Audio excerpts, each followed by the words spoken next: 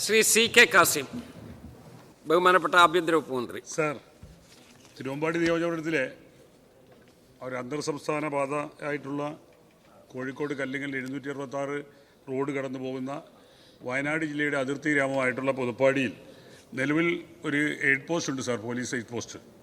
കഴിഞ്ഞ 10 വർഷം മുമ്പ് അന്നത്തെ MLA ആയിരുന്ന മോയിൻകുട്ടി സാഹിബ് വളരെ നിരന്തരം ആവശ്യപ്പെട്ട ഒരു പോലീസ് സ്റ്റേഷൻ അവസാനം അന്നത്തെ ആഭ്യന്തരമന്ത്രിയായിരുന്ന പ്രിയപ്പെട്ട ഇന്നത്തെ ആഭ്യന്തരമന്ത്രി അനുവദിച്ചു കൊടുത്ത എയ്ഡ് പോസ്റ്റാണ്. ഇപ്പോൾ 10 വർഷം കഴിഞ്ഞ് വീണ്ടും ആവശ്യപ്പെടുന്നുണ്ട് സാർ. വളരെ വിസ്തൃതമായ ഒരു പ്രദേശമാണ് ഞങ്ങളുടെ പോലീസ് ജൂറിസ്ഡിക്ഷൻ. താമരശ്ശേരിയും അതോടൊപ്പം തന്നെ വയനാട് ജില്ലയിലെ വൈത്തിരിയുമാണ് 2 അതിർത്തി.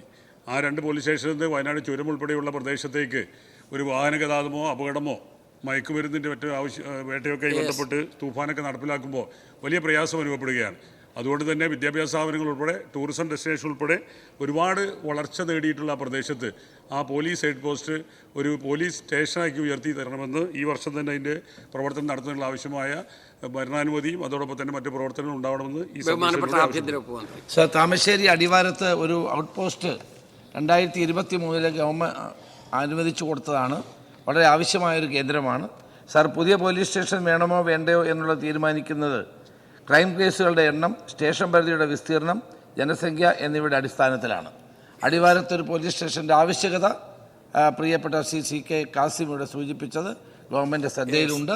അത് പരിശോധിച്ച് മുൻഗണനാക്രമം തീരുമാനിച്ച് ഒരു ലിസ്റ്റ് തയ്യാറാക്കുന്നുണ്ട്. അതിൽ ഉൾപ്പെടുത്തി വൈകാതെ നടപ്പാക്കാനുള്ള നടപടികൾ സ്വീകരിക്കും.